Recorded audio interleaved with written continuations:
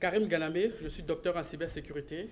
Donc, le plaisir est pour moi aujourd'hui de vous faire cette présentation sur la réponse aux incidents de sécurité. Donc, ma présentation va se dérouler selon l'agenda suivant. Je vais commencer par me présenter un peu de détails sur ma carrière professionnelle, mon historique aussi en termes de recherche universitaire et de formation académique. Ensuite, nous allons voir ce qu'on appelle le plan de réponse aux incidents, comment on s'y prend pour gérer les incidents dans les entreprises. Puis, je vais faire quelques constats qui montrent à quel point on en est aujourd'hui en matière de réponse aux incidents dans les compagnies. Est-ce qu'il y a des insuffisances? Est-ce qu'il y a des choses qu'on pourrait corriger? Et après le constat, je ferai quelques recommandations, évidemment dans le but d'aider les compagnies à rehausser le niveau de sécurité. Donc, je suis titulaire d'un doctorat en cybersécurité de l'Université de Besançon en France, avec une spécialisation en détection, prévention d'intrusion. J'ai aussi été conseiller senior en cybersécurité, notamment dans des compagnies ici à la SAQ, chez Rona et aussi chez Bell Canada. Et j'ai aussi offert des services de consulting dans tout ce qui est mise en place de centres de réponse aux incidents, tant en interne dans les compagnies, mais pour aussi le compte du gouvernement ou des pays. Et je fais aussi de la recherche dans le domaine de la cybersécurité, tout ce qui est détection, prévention d'intrusion, tout ce qui est détection de malware, cybermenaces dans les compagnies. Et en 2011, j'ai créé une start-up qui s'appelle StreamScan, qui a pour objectif d'amener une rupture en matière de solutions de cybersécurité. Parce que je fais quelques constats essentiels, dont notamment le fait que dans les compagnies, malgré la présence d'outils de sécurité, malgré les belles stratégies de défense en profondeur, on est encore en 2015, en 2016 en train de détecter les intrusions par hasard. Par exemple, ça va être un administrateur de la sécurité ou plutôt un administrateur réseau ou un utilisateur qui constate un comportement anormal de son application, qui décide par exemple d'appeler l'équipe de sécurité pour investigation. Donc, on est face à une situation où il faut que quelqu'un, un utilisateur, de par son flair ou son instinct ou son niveau de sensibilisation en sécurité, décide d'appeler l'équipe de sécurité pour investigation. Donc, cette personne, si elle n'appelle pas l'équipe de sécurité, eh bien, on ne va pas être capable de détecter l'incident en question. Donc, moi, je pars du principe qu'il faudrait arriver avec une nouvelle génération d'outils qui va faire en sorte qu'on ne se base plus sur le flair de l'humain pour détecter les cybermenaces qui ciblent les compagnies. Et le deuxième point, c'est le fait qu'en général, lorsque les compagnies sont compromises, on met beaucoup de temps à le détecter. Il y a des études qui ont été faites là-dessus. En moyenne, en 2015, les compagnies mettaient environ 205 jours pour se rendre compte qu'elles sont infectées. Donc, plus le délai est long, plus l'impact des compromissions est assez élevé. Et donc, le produit que j'ai proposé, que nous avons développé, qui est sur le marché depuis quelques mois, c'est une solution qui s'appelle le CDS, qui est un outil qui utilise l'intelligence artificielle et de l'apprentissage de machine, apprend à connaître le comportement normal de chaque réseau et ensuite identifie toutes les déviations qui sont les signes de cybermenaces dans la compagnie. Et une fois qu'il y a une alerte qui a été générée, qui est envoyée à l'équipe aux administrateurs de la sécurité qui, via la console de l'outil, peuvent le prendre en charge ou recevoir des emails. Après investigation, si on se rend compte que c'est un faux positif, on le tag comme étant un faux positif et le système se réentraîne encore de telle sorte que pour le même type d'événement qui a lieu dans le futur, eh bien, il n'y a aucune alerte qui soit générée. Donc, c'est un outil qui s'adapte continuellement à chaque environnement. Pour un environnement télécom, la manière de le configurer ne sera pas la même que dans un réseau classique. Donc, pour chaque type d'environnement, il y a une adaptation qui fait en sorte que l'outil, plus on l'utilise, plus il évolue et plus il devient efficace dans le contexte donné. Et puis également, je suis enseignant en cybersécurité à l'École polytechnique de Montréal. Donc là, en fait, on a une vue de ce qu'on appelle un centre de réponse aux incidents. En fait, l'objectif d'un centre de réponse aux incidents dans les entreprises, c'est déjà d'être capable de collecter toutes les informations sur les attaques qui ciblent le réseau, d'être capable ensuite de réagir. Ça suppose déjà qu'on est capable de les analyser, de comprendre le fonctionnement et de proposer des mesures de protection qui vont permettre ensuite, une fois mise en place, de pouvoir contrecarrer l'attaque qui est en cours. Et évidemment, dans certains cas, on a besoin de faire des investigations, donc d'aller en cours. Dans ce cas, cette équipe de réponse aux incidents va se charger aussi de collecter ce qu'on va appeler les éléments de preuve. Ça peut être dans la mémoire vive d'un ordinateur ou sur le disque dur, qu'on va collecter des informations qui vont permettre de monter un dossier pour pouvoir supporter le besoin de l'entreprise d'aller en cours. Et dans certains cas que personne n'a envie de vivre, ce sont les situations de crise. Le cas où, par exemple, on a un incident majeur qui impacte plusieurs machines dans les réseaux. Dans ce cas, on est amené à activer ce qu'on va appeler la cellule de gestion de crise qui, elle, va prendre la gestion de l'incident de bout en bout.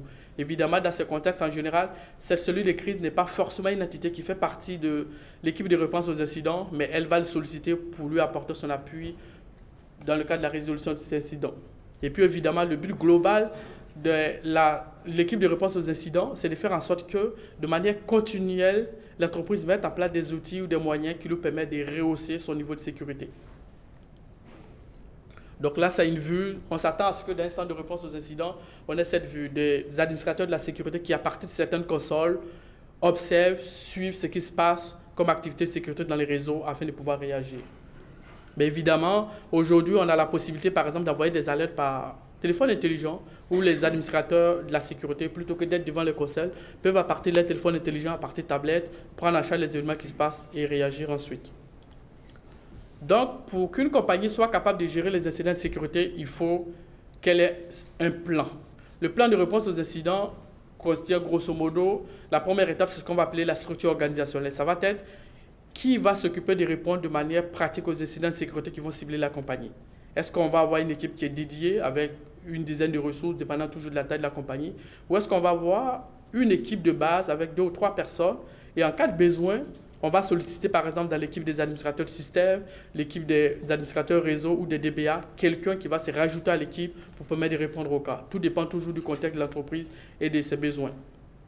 Ensuite, on va définir les rôles et responsabilités de toutes les personnes qui vont avoir à agir lorsqu'on va être face à un incident.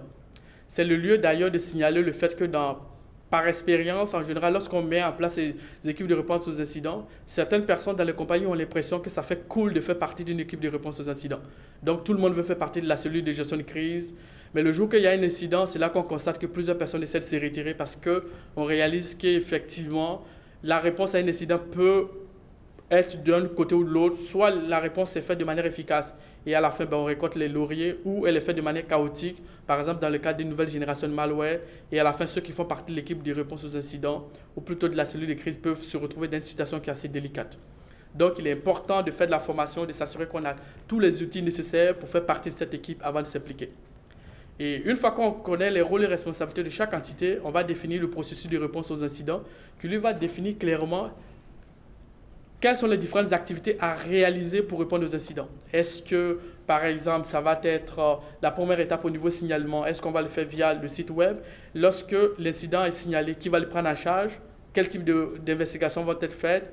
Est-ce qu'on va faire l'investigation? Quelles sont les différentes activités à réaliser de bout en bout? Donc, le processus est très, très important. Il faut s'assurer que le processus il est bien compris, il est formel, il peut être réutilisé de telle sorte que, face à des incidents donnés, ceux qui interviennent réagissent de la même manière pour éviter qu'il y ait des tâtonnements. Et aussi un livrable qui fait partie de ce plan de réponse aux incidents qui est assez négligé souvent, c'est la liste d'escalade. Cette liste va contenir la liste de toutes les personnes de la compagnie qui sont ou qui seront susceptibles d'être impliquées dans la réponse d'un incident. Donc on a la personne principale, mais aussi il faut qu'il y ait un backup pour qu'au cas où on arrive, par exemple, un incident qui a lieu pendant le week-end, si on essaie d'appeler la ressource principale qui agit et qu'elle n'est pas disponible, il faut qu'on sache qui appeler. Donc cette liste, il est très important qu'elle inclue aussi des entités externes qui pourraient être amenées à vous supporter en cas d'incident. Ça peut être par exemple votre opérateur de télécommunication ou même la police ou par exemple les pompiers. Donc cette liste, une fois que vous l'avez définie, une bonne pratique veut que de manière continuelle, par exemple une fois par semestre, vous prenez les mesures nécessaires pour l'actualiser. Parce que si vous ne l'actualisez pas, et que par exemple vous avez un contact avec le service de police, si vous ne faites aucun effort pour actualiser la liste, vous pourrez en cas de besoin essayer de joindre votre contact à la police et malheureusement cette personne n'est plus en fonction dans ce commissariat de police. Donc, toujours mettre à jour sa liste d'escalade, s'assurer en tout temps que les contacts que vous avez sont disponibles pour pouvoir vous aider à réagir. Et puis, une fois que vous avez la liste, on va créer les procédures opérationnelles. Les procédures opérationnelles, c'est grosso modo des documents qui vont décrire pas à pas quelles sont les différentes tâches à réaliser pour répondre aux incidents. À ce niveau, on ne réfléchit pas. On se dit, on a une infection par ransomware, première activité, on réalise telle activité, ensuite on déconnecte la machine, on sort le disque, etc. Et cette liste, une fois qu'elle est définie, on va la mettre de côté, de telle sorte que lorsqu'on est face à une situation d'incident quelconque, on la ressort et de manière mécanique, on suit les activités. L'avantage d'avoir ce genre de liste, c'est que, dépendant des situations, on est sûr de la répéter de la même manière, donc on ne prend pas de risque. C'est mieux de l'avoir plutôt que de vouloir tâtonner ou d'essayer de trouver des scénarios quelconques pour apporter une réponse à un incident donné. Et puis évidemment, il faut aussi avoir des outils de sécurité qui vont permettre à la compagnie déjà de détecter les intrusions, les attaques qui sont en cours afin de pouvoir réagir.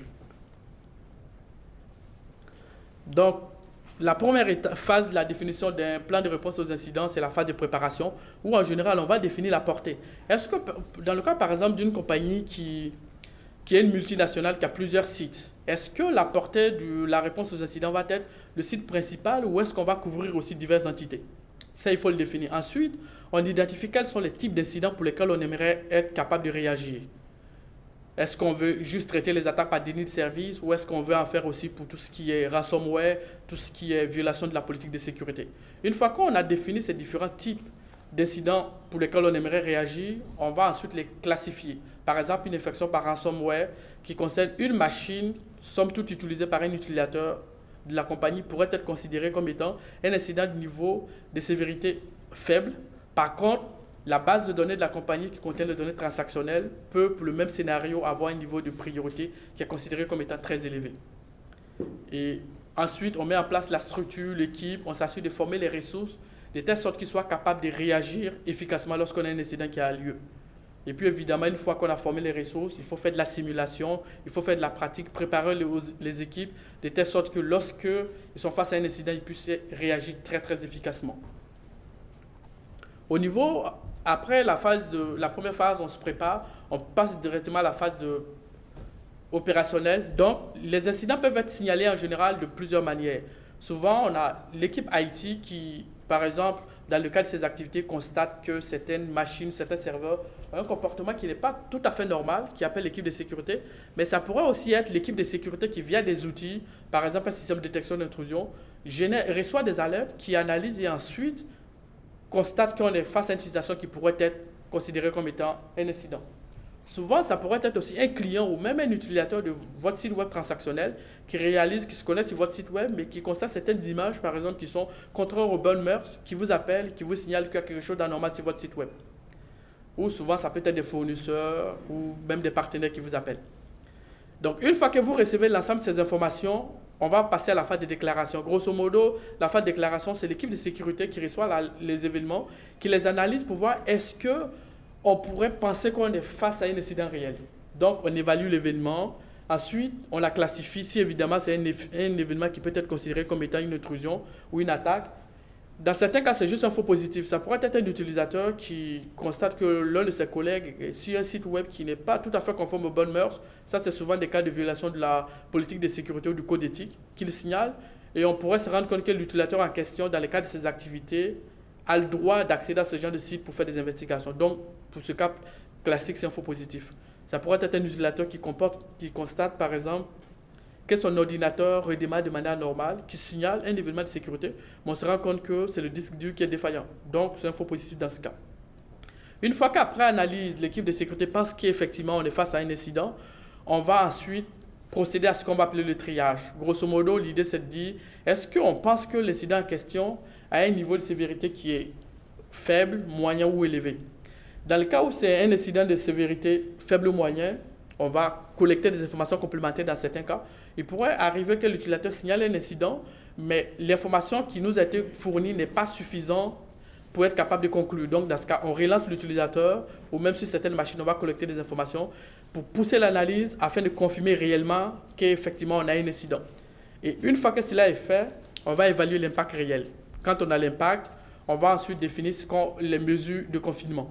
Donc, ça va être déjà une première étape de dire, OK, on met en place les mesures qui permettent d'éviter la propagation de l'incident dans le réseau. Souvent, on va mettre en place des règles de firewall pour limiter, par exemple, la communication de la machine en question avec les autres machines du réseau. Ou dans certains cas, on peut carrément déconnecter la machine en question. Après le confinement, on passe à la phase d'éradication qui consiste, elle, à mettre en place les moyens qui permettent de corriger la machine qui est précédemment infectée. Donc, on peut passer plusieurs antivirus sur la machine. Dans certains cas, qui peuvent aller à l'extrême, on peut être amené à reformater quasiment le disque dur et à réinstaller le système à nouveau avant de restaurer les backups. Et une fois que l'éradication est faite, on va procéder au recouvrement. Donc, on remet le système en mode fonctionnement dans les réseaux. Et une phase qui est très importante lorsqu'on procède au recouvrement des systèmes infectés, c'est d'observer le système en question pendant quelques jours pour s'assurer que l'incident ne se reproduit plus. Parce que dans plusieurs cas, on identifie une certaine vulnérabilité, on pense que c'est elle qui a été exploitée, on corrige le système et lorsqu'on remet le système en production, elle est encore réinfectée ou recompromise par ceux qui l'avaient précédemment compromis. Donc, il faut l'observer pendant une période, une semaine et deux, collecter des informations, l'analyser pour être sûr que même s'il y a des attaques qui rentrent, ces attaques ne peuvent pas aboutir. À l'issue de cela, on peut confirmer en dehors de tout doute que l'incident est clos. Et il est très important aussi en termes de communication de parler régulièrement avec les employés. Par exemple, vous avez un incident, c'est de communiquer avec les employés, ne pas donner toute l'information, mais donner juste l'information vitale, signaler qu'il y a tel type d'incident qui se produit, de telle sorte que si par exemple vous avez une personne extérieure, un journaliste qui en entend parler, qui appelle quelqu'un de la compagnie, elle puisse donner l'heure juste. L'avantage, c'est que ça va vous éviter que pour plusieurs personnes dans votre compagnie qui sont contactées, il y ait plusieurs versions. En général, si vous avez plusieurs versions, c'est que l'incident est mal contrôlé. Dans le cas où, par exemple, vous avez affaire à un incident de niveau de sévérité élevé, la bonne pratique veut que vous procédez à ce qu'on va appeler déjà la partie analyse d'impact d'affaires. En général, on va s'occuper de tout ce qui est sécurité, mais la partie impact d'affaires réel, combien la compagnie a perdu en termes monétaires liés au fait de l'incident. Cette activité n'est en général pas réalisée, alors que c'est elle justement qui va permettre de justifier pourquoi l'entreprise devrait acquérir de nouveaux outils pour rehausser le niveau de sécurité de la compagnie. Et en termes de mesures de prise en charge ou de réponse à l'incident, ça va être pareil. Donc, on va faire l'éradication, on va procéder au recouvrement et s'assurer que tout fonctionne de manière correcte. Une fois que l'incident est fermé et que tout est sous contrôle, on va faire l'analyse post-mortem. Pendant cette phase, on essaie de voir quelles sont les insuffisances, tant au niveau des outils qui ont fait que l'incident a été détecté peut-être avec un délai très long, ou dans les moyens ou la manière de l'entreprise de régler l'incident, est-ce qu'il y a eu des manquements? Est-ce qu'on a tâtonné? Est-ce que l'expertise nous a manqué en interne pour pouvoir réagir rapidement à l'incident? On va collecter tout ça, on va faire des recommandations qui vont nécessiter ensuite une mise à jour du processus global. Ça peut être par exemple les employés en question ou ceux qui ont intervenu sur le cas de l'incident n'avaient pas l'expertise pour faire de la collecte d'éléments de preuve. Dans ce cas, on va les former pour ça. Ça peut être telle activité qui a été réalisée devrait peut-être arriver avant une autre, donc on va réagir sur le processus. Donc, ça, c'est au niveau théorique, au niveau, on définit un processus, on se prépare, tout est beau, on commence à régler les incidents. Côté pratique maintenant, on se rend compte, premier constat, il y a deux maillons faibles dans le processus de réponse aux incidents tel qu'il est pratiqué aujourd'hui dans des très grosses compagnies, dans des compagnies de taille moyenne. Le premier maillon faible, c'est la détection. Donc, on se rend compte, comme je le disais tantôt, on a des outils dans les réseaux, mais on continue encore de détecter les incidents par hasard. Donc, les délais de détection sont trop longs. Il y a des études qui sont passées, qui ont été réalisées. 205 jours, c'est extrêmement long. Et on constate aussi que les compagnies continuent encore d'utiliser des outils qui ont fait les preuves, certes, dans les années 2000, mais qui ne sont pas adaptés au contexte d'aujourd'hui. Et deuxième constat, c'est la phase de préparation. On se rend compte que lorsque les administrateurs de la sécurité ont déjà pratiqué, ont déjà fait de la simulation pour des cas d'incidents réels, lorsqu'ils sont face à ce genre de cas, ils réagissent très bien. Donc, la réponse est bonne. Mais en général, les délais de réponse sont un peu trop longs par rapport à ce qu'on aurait dû prévoir. Et lorsqu'on est face à des cas d'incidents qui sont inconnus, tels que WannaCry, tels que d'autres types d'incidents, c'est la panique parce qu'on n'est pas préparé à réagir pour ce genre de cas. Et dans ces cas-là, en général, il y a beaucoup de tâtonnements. J'ai d'ailleurs vu certains cas de résignation où finalement, des entreprises ne savent pas quoi faire de l'incident. Donc finalement, on déconnecte par exemple la machine ou on sort le disque dur, on le met dans un placard, qu'on ferme à clé et on attend de l'endemain meilleur, on attend qu'il y ait une solution miracle qui apparaisse ou qu'avec le temps, il y ait une solution qui apparaisse et qu'on puisse ensuite sortir le disque dur pour pouvoir accéder aux données. Autre constat, c'est qu'on utilise encore des outils qui ne sont vraiment pas adaptés. Ça, c'est paradoxal. On voit par exemple qu'au niveau des cybermenaces, il y a une évolution exponentielle. Par exemple, en 2013, chaque jour, les éditeurs d'antivirus collectaient des informations sur 200 000 nouveaux virus.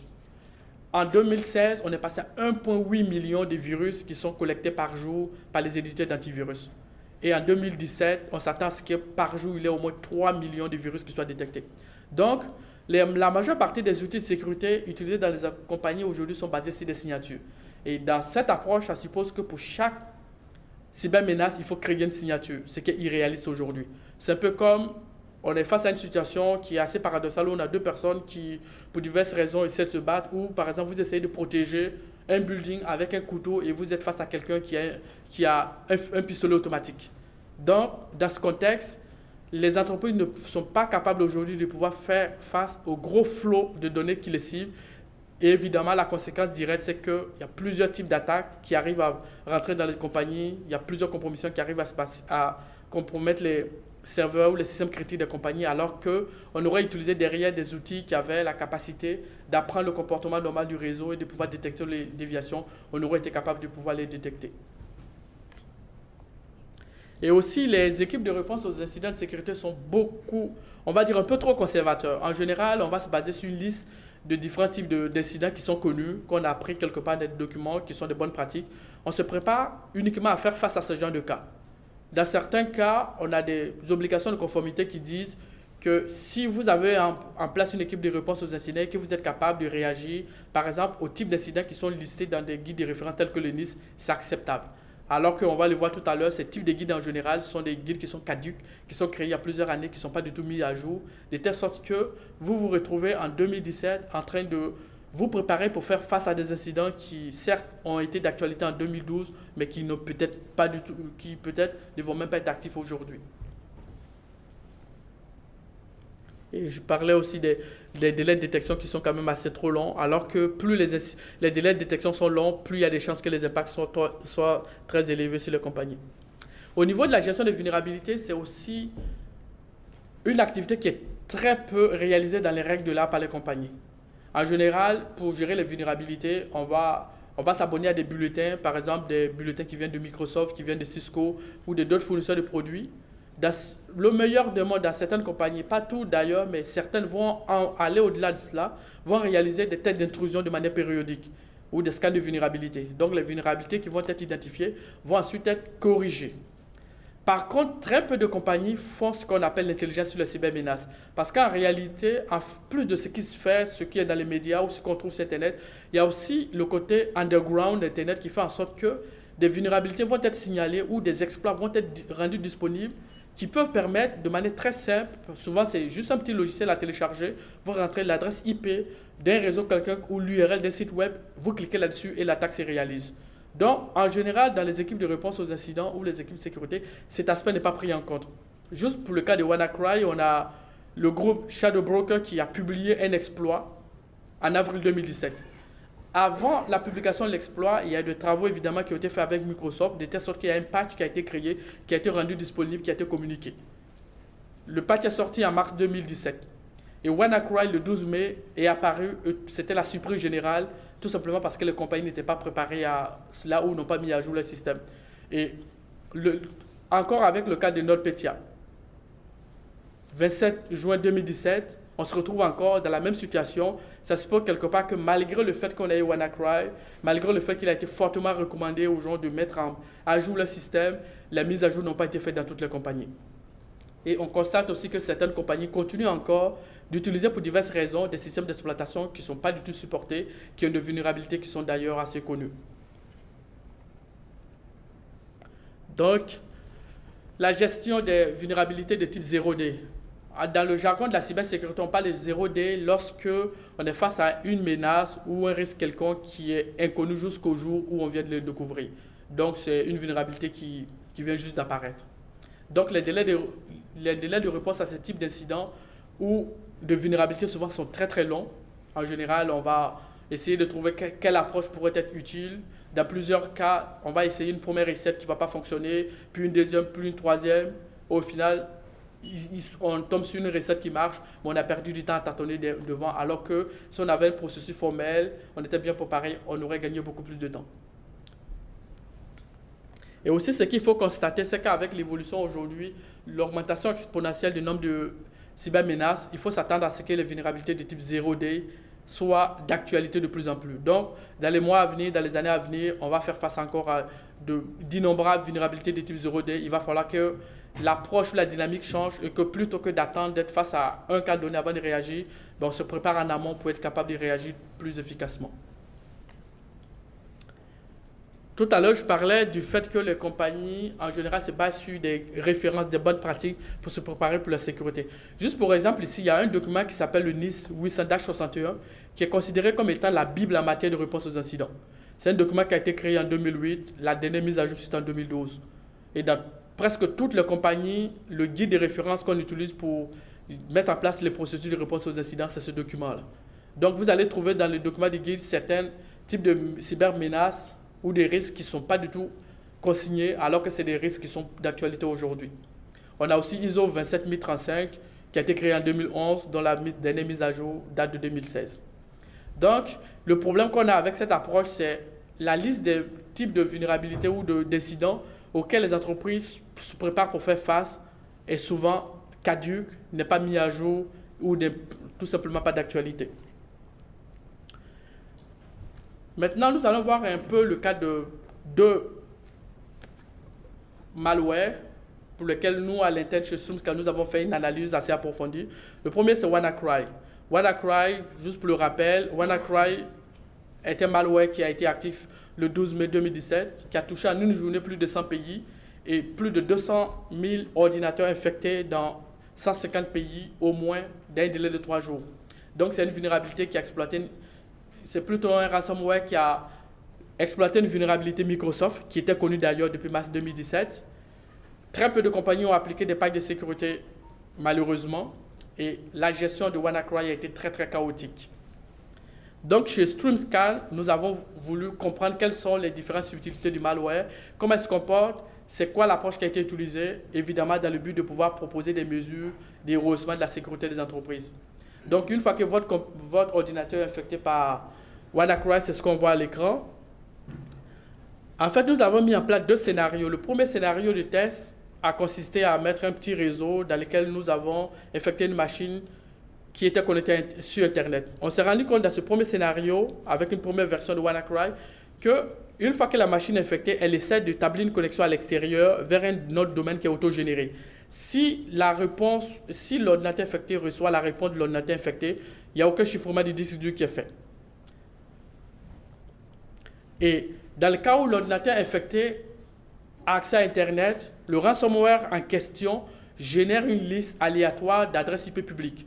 Donc malheureusement, si lors de la génération de l'adresse IP aléatoire, le malware tombe sur l'adresse IP de votre compagnie, vous allez scanner, il y a des requêtes qui vont partir et si vous êtes vulnérable, vous allez être infecté. Donc ce n'est pas personnel, mais si vous êtes choisi de manière aléatoire, malheureusement, c'est vous qui allez payer. Ça, c'est la première version de WannaCry. On a ensuite utilisé ou testé une deuxième version de WannaCry qui, après analyse, on s'est rendu compte que les deux versions ont été créées le même jour.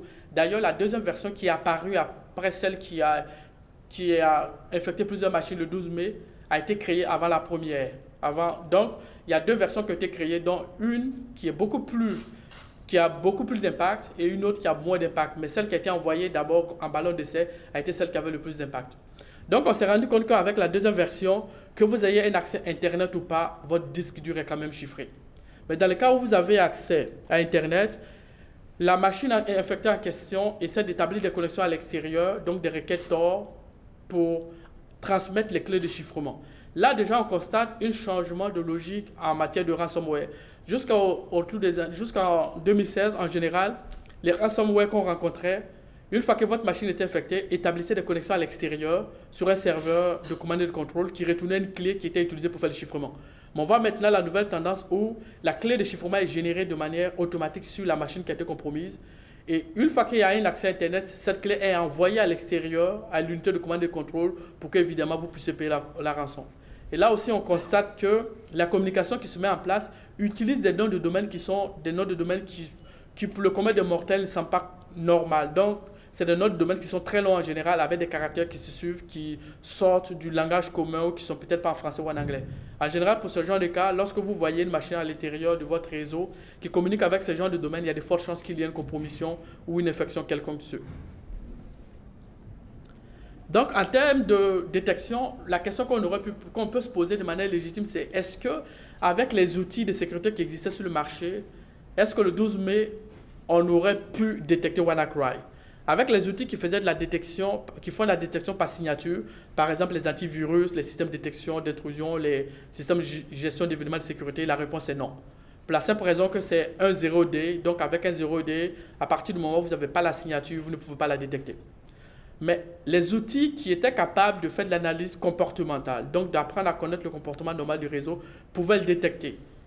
Dans le cas spécifique de StreamScan, notre produit CDS a été capable de le détecter parce que nous avons un module qui est capable de détecter les noms de domaine qui sont autogénérés. Donc, à partir du moment où il y a une requête autogénérée qui est initiée par une machine, on lève une alerte qui est envoyée à l'équipe de sécurité ou via le dashboard, il y a la possibilité de consulter l'événement, d'accéder aussi à l'ensemble des flows réseau, donc tous les PCAP, tous les paquets réseau qui ont été pris en compte dans la communication sont fournis à l'utilisateur qui va l'analyser pour prendre la décision finale. Donc, aujourd'hui, les solutions qui se basent par exemple sur l'intelligence artificielle ou l'apprentissage de machine peuvent être considérées comme les solutions qui sont capables aujourd'hui de détecter les nouvelles générations de cybermenaces qu'on a.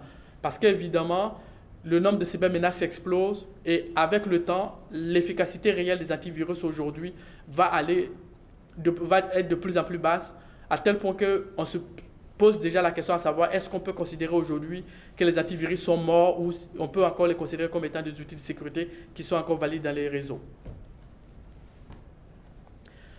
Concernant NotPetya, il y a deux approches qui circulent. On a une école de pensée qui veut que ce soit Petya, qui est à la base un ransomware qui a été actif l'année dernière en avril 2016, qui se comportait grosso modo comme un ransomware classique.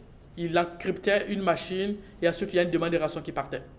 Mais avec NotPetya, l'approche a changé. On s'est rendu compte d'ailleurs de plus en plus on l'analyse et plus on se rend compte qu'en réalité on n'a pas affaire à un ransomware parce qu'au fond le but des ransomware c'est d'infecter la machine en question mais aussi de demander le versement d'une rançon.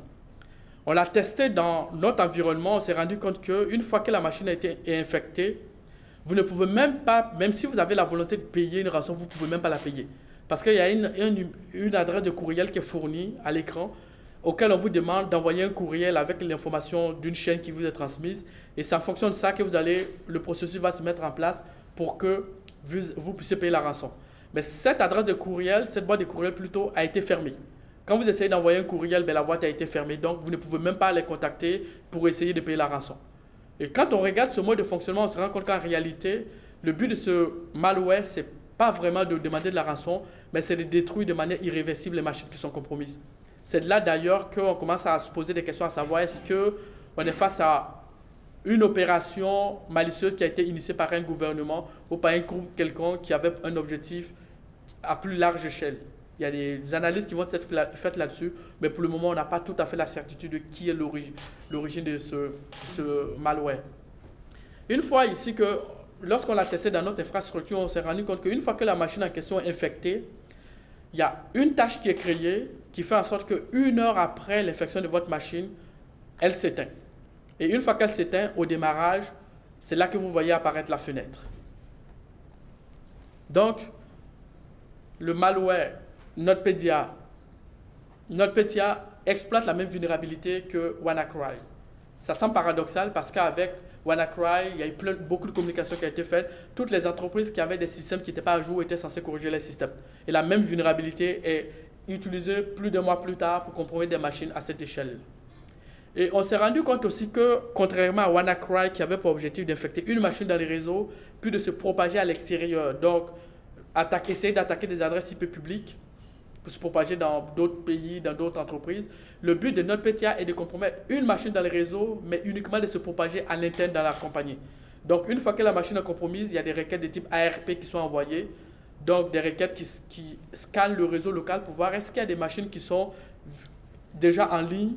Une fois qu'il y a une machine en ligne qui est détectée, il y a une requête 445, donc SMB qui est envoyée à la machine pour essayer de voir est-ce que la vulnérabilité Microsoft en question existe. Si oui, il y a l'exploit Eternal Blue qui est envoyé pour compromettre la machine.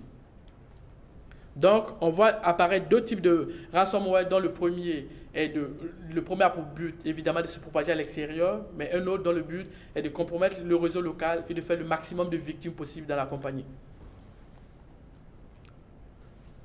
Donc, ce qu'on peut retenir ici, c'est qu'en matière de gestion de vulnérabilité et de sécurité, WannaCry n'a visiblement pas servi de leçon. C'est un problème qui est connu au niveau de la gestion de la sécurité. On a beau mettre en place les processus, étant donné que le nombre de vulnérabilités est de plus en plus croissant, les équipes de sécurité vont de plus en plus avoir du mal à être capables de prendre en charge toutes les vulnérabilités qui sont signalées et de pouvoir les corriger dans des délais qui sont corrects. Donc, comme dans le cas de WannaCry il y a un mois, il y a eu beaucoup de tâtonnements. Avec le cas de notre PTA, on a eu encore du tâtonnement. Dans une semaine ou dans 2 semaines ou dans un mois, il y aura encore une vulnérabilité de type 0D qui va être exploitée par un nouveau type de malware. On va vivre encore la même situation, tout simplement parce que les entreprises ne se préparent pas de manière efficace pour être capables de gérer ce type d'incidents. Et aussi parce que les compagnies n'ont pas des outils qui les permettent de détecter ce type de vulnérabilité ou d'incidents qui peuvent les impacter. Donc, en termes de recommandations, ce que moi je recommande fortement, c'est déjà de mettre l'accent sur l'application des packs de sécurité, donc rehausser le niveau de gestion des vulnérabilités dans le réseau. Si vous avez des systèmes qui sont caducs, qui ne sont plus supportés par les fournisseurs, même si vous avez des applications qui sont très critiques, j'en ai vu par exemple chez certains opérateurs télécoms qui utilisent encore des systèmes d'exploitation qui ne sont pas supportés depuis 10 ans. La raison est simple, il y a une application critique qui tourne sur ce système et on ne peut tout simplement pas l'arrêter. Souvent, le fournisseur de la solution n'est même plus sur le marché ou on n'est pas capable de migrer l'application en question vers un système qui est beaucoup plus à jour. Dans ce genre de cas, ça peut se comprendre, mais par contre, il faudrait identifier ce genre de système et mettre en place des mesures compensatoires qui vont faire en sorte que le système en question va être isolé. Par exemple, ça peut être de mettre en place des règles de firewall qui vont faire en sorte que les flots de communication qui sortent des machines en question soient uniquement les flots qui sont nécessaires pour le fonctionnement de l'application. Par exemple, si l'application a juste besoin d'une connexion LDAP ou VLDNS, on donne spécifiquement ces accès. Dans ce cas-là, même si la machine en question est infectée, la probabilité qu'un autre protocole, par exemple SMB, soit utilisé pour se propager dans les réseaux est très faible.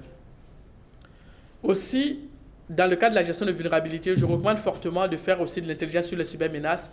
Ne pas juste se fier aux bulletins de sécurité que vous recevez, ne pas juste se fier sur les résultats des scans de vulnérabilité, mais c'est aussi d'observer dans le monde underground, de se renseigner pour savoir qu'est-ce qui se passe. Est-ce qu'il y a une vulnérabilité qui a été signalée ou est-ce qu'il y a des outils qui ont été publiés par tel ou tel groupe de hackers. En fonction de ça, vous faites une analyse en interne pour voir est-ce que les systèmes en question ont des vulnérabilités qui existent dans votre compagnie. Si oui, vous devez prendre immédiatement des actions là-dessus.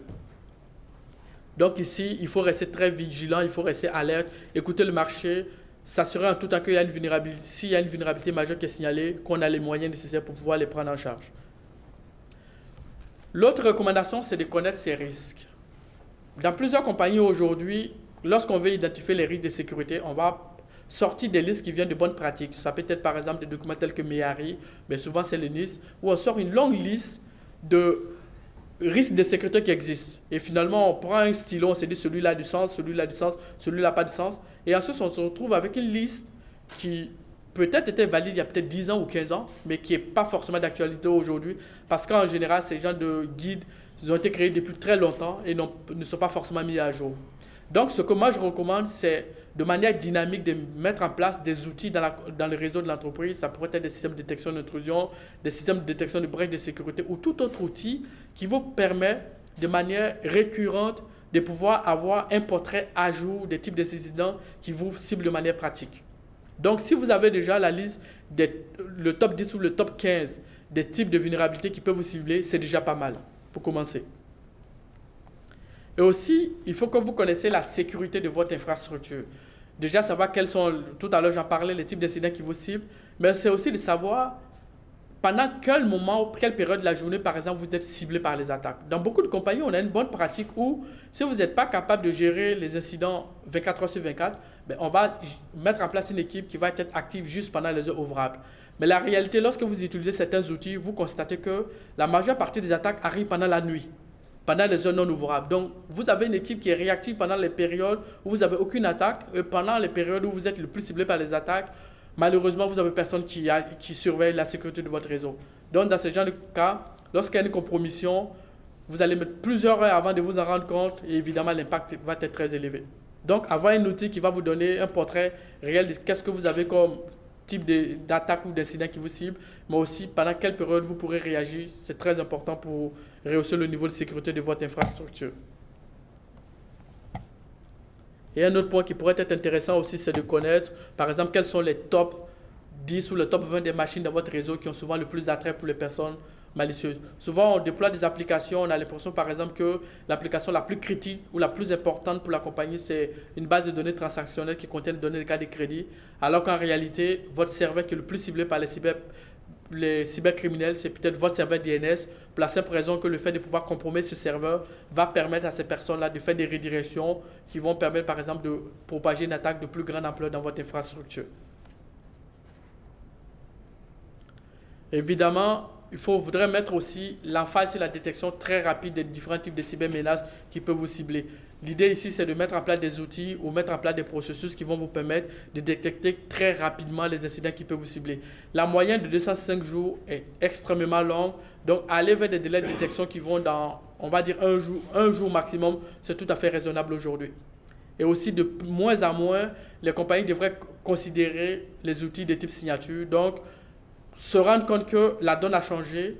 En termes de délai, en termes de changement, on a l'impression que 2010-2017, c'est très court, mais en termes d'évolution, en termes de cybermenaces, c'est comme le jour et la nuit. En 2010, le type de vulnérabilité qu'on avait, comparativement à aujourd'hui, c'est exponentiel. On a beaucoup plus de vulnérabilités qu'on trouve aujourd'hui comparativement à ce type d'année. Donc, c'est de se rendre compte déjà que la donne a changé, qu'on est dans un contexte qui a beaucoup changé, et que les moyens qui étaient utilisés en 2010 pour protéger les réseaux ne sont pas forcément ceux qui sont efficaces aujourd'hui pour protéger la sécurité des réseaux informatiques. Et aussi, il faut se préparer à faire face aux attaques de type 0D. On n'arrête pas de le répéter, mais chaque fois qu'on a une compromission de type 0D, c'est la même réaction, c'est la même panique. Ici, l'idée, c'est déjà de connaître le top 10 ou le top 15 des types de menaces de type 0D qui peuvent vous cibler. Même si c'est des 0D, il est quand même possible aujourd'hui de pouvoir avoir un état, par exemple de manière dynamique, des types d'attaques qui vous ciblent. Et en fonction de ça, par exemple, pour le premier trimestre, les types d'attaques qui vont vous cibler ne vont pas être forcément les mêmes types d'attaques que pour le deuxième ou le troisième trimestre. Donc, de manière périodique, c'est de mettre à jour cette liste de cybermenaces qui peuvent vous cibler et ensuite vous préparer à réagir. Et on constate aussi que les menaces de type 0D sont en général des cybermenaces qui dérivent de cybermenaces existantes. En général, ça va être le même malware qui est récupéré, qui est compilé avec l'ajout de certaines fonctionnalités et qui va être réinjecté sur Internet. Donc, si vous êtes capable déjà de réagir face à 70% des types de cybermenaces qui existent, il y a de fortes chances que lorsque vous êtes face à une nouvelle cybermenace, il y a de fortes chances que la manière de le régler soit approximativement la même, même s'il y aura certaines subtilités supplémentaires. Donc, évidemment, de manière périodique. Actuellement, on définit un guide, on a quelques scénarios, on se prépare une fois par année. Maintenant, il faudrait rapprocher ces délais de préparation. Par exemple, une fois par trimestre, refaire un exercice, s'adapter au contexte des nouvelles cybermenaces qu'on a et se préparer de telle sorte que lorsque vous êtes face à la situation, vous soyez le plus réactif possible. Et donc, faire beaucoup de simulations, se préparer, mais aussi très important, même si souvent on est dans des secteurs d'activité qui peuvent être considérés comme étant concurrentiels, c'est de procéder au partage d'informations. Par exemple, dans le secteur bancaire, en général, lorsque vous êtes dans le même secteur d'activité, il y a de fortes chances que vous soyez ciblé par les mêmes types de cybermenaces. Donc, si vous mettez en place un comité virtuel, par exemple, de partage d'informations entre banques ou d'autres types d'entreprises, par exemple dans le domaine des télécoms ou du retail, si vous avez une entité qui est ciblée par une attaque quelconque et que vous partagez l'information avec les autres structures, il y a de fortes chances qu'elle se prépare mieux à réagir, de telle sorte qu'au finish, chacun ou chaque entreprise n'est pas à revivre la même situation pour pouvoir être en mesure de pouvoir se protéger. C'est encore difficile aujourd'hui de mettre en place ces mécanismes de partage d'informations, mais il est très important que ça soit une dynamique, que ça soit quelque chose qui soit beaucoup plus valorisé et que les entreprises aillent un peu vers cela. Donc, en termes d'évolution des ransomware, chez StreamScan, de manière dynamique, nous avons un environnement d'analyse dynamique de malware, incluant des ransomware. Donc, grosso modo, chaque jour, on analyse, on a des centaines de milliers de malwares qui sont analysés. Et en fonction de cette analyse, la tendance qu'on voit se dessiner, c'est que jusqu'en 2016, l'encryption, c'était juste au niveau des disques durs. Une fois que la machine est compromise, rien ne se passait. On s'attendait à ce que l'utilisateur qui a été infecté paie la rançon. En 2017, déjà avec WannaCry, la donne a changé. En plus d'infecter une seule machine, on essaie de propager l'attaque à plusieurs machines dans les réseaux. Évidemment, le but, c'est toujours de collecter de la rançon. Mais de plus en plus, ce qu'on va voir apparaître, c'est des types de ransomware, c'est des types de malware qui vont non seulement infecter une machine dans les réseaux, mais se propager à plusieurs machines de manière pernicieuse, de telle sorte que, suite à un événement, ou par exemple à une date donnée, il y a une activation de plusieurs machines à la fois, de telle sorte que l'impact soit plus élevé. Donc, si on est face à une situation où plusieurs machines dans un réseau sont infectées, il y a de fortes chances que la compagnie soit beaucoup plus enclin à payer la rançon. Donc, il faut se préparer à faire face à ce genre de cas qui vont arriver, notamment en étant capable, par exemple, de détecter la première machine qui a été infectée dans les réseaux et aussi de voir quel type de protocoles aujourd'hui sont les plus vulnérables. On a SMB qui est très très utilisé, mais lorsqu'on suit ce qui se passe dans le monde underground de manière périodique, de manière continue, on voit émerger certains types de protocoles qui ont des vulnérabilités qui peuvent être exploitées. Ça vous permet de vous préparer de telle sorte que même lorsque vous allez faire face à ce genre de cas, vous soyez très prêt pour minimiser les dégâts. Et aussi, une autre tendance de demande de rançon qui ont encore lieu, mais pas à un niveau très très élevé. Justement, certaines grosses compagnies en sont victimes, mais parce que la loi n'oblige pas déjà à signaler de manière publique ces genres de cas, donc personne n'en parle. C'est les demandes de rançon qui sont liées aux attaques par déni de service. Par exemple, des cybermenaces qui utilisent des outils automatisés qui scannent tout Internet, qui comme sur un site web qui semble être de grande visibilité. J'ai déjà travaillé sur un cas d'incident où une compagnie a reçu une demande de rançon parce qu'une personne malicieuse a vu que le site web était très très utilisé, a envoyé un courriel demandant le paiement des rançons, à défaut de quoi le site web en question va être attaqué, va être paralysé pendant plusieurs heures. Donc, dans ce cas, lorsque vous recevez la demande de rançon, évidemment, il ne faut pas la payer. Et dans le cas spécifique de cette demande, du cas d'incident dont je parle, il y a une première demande qui a été envoyée, l'entreprise n'a pas réagi. La personne malicieuse en question a envoyé un deuxième courriel qui disait puisque vous ne payez pas, je vais vous montrer à quel point je suis capable d'y aller et jusqu'à quel point je peux vous nuire. Donc, il y a une première attaque par déni de service qui est passée, qui a ralenti le réseau de manière moyenne. La rançon n'a pas été payée. Il y a un troisième courriel qui est venu. La rançon n'a toujours pas été payée. Cette personne malicieuse s'est dit, OK, je laisse tomber, j'essaie de cibler une autre compagnie. Donc, c'est des types d'attaques qui arrivent, qui ciblent généralement les grosses compagnies. On ne s'en rend pas compte, mais c'est des types d'attaques qui vont prendre de l'ampleur aussi. Pour la simple raison que si vous avez un site web qui est très très important pour vous, un site web transactionnel, et que vous refusez de payer la rançon, et que, par exemple, le site web est paralysé pendant, on va dire, 24 heures, la perte financière que vous allez subir va faire en sorte que peut-être que vous allez changer d'avis. Donc, ça, c'est des types d'attaques aussi qu'il faut surveiller. En général, comment on va surveiller ces types d'attaques? C'est toujours de regarder les types de vulnérabilités qui sont signalés, faire une bonne gestion de vulnérabilité. Vous allez toujours voir apparaître des types de protocoles ou de services qui peuvent être exploités pour commettre des attaques de type déni de service. Et puis évidemment, c'est soit déployer en interne des outils qui vous permettent de vous protéger ou de faire affaire avec une tierce partie qui a les solutions qui peuvent vous permettre de faire face à ce genre de cas. Donc, pour résumer, il faut que vous soyez proactif, anticiper ce qui se fait en matière de cybersécurité, être alerte et réagir très rapidement pour permettre de vous protéger le plus efficacement possible. Est-ce que vous avez des questions? En théorie, en fait, dans le cas spécifique de WannaCry, lorsque la machine est infectée, ce n'est pas parce que vous êtes dans le même réseau que vous allez forcément être scanné, parce qu'il génère les adresses IP de manière aléatoire. Donc, vous pourrez être infecté, mais votre deuxième, par exemple, data center ne va pas être atteint.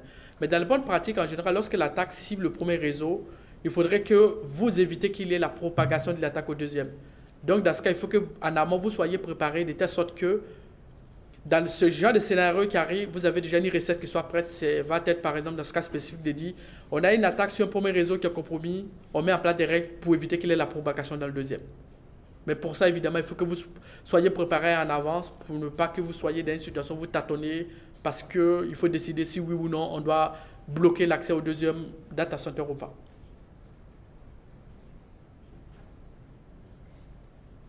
D'autres questions?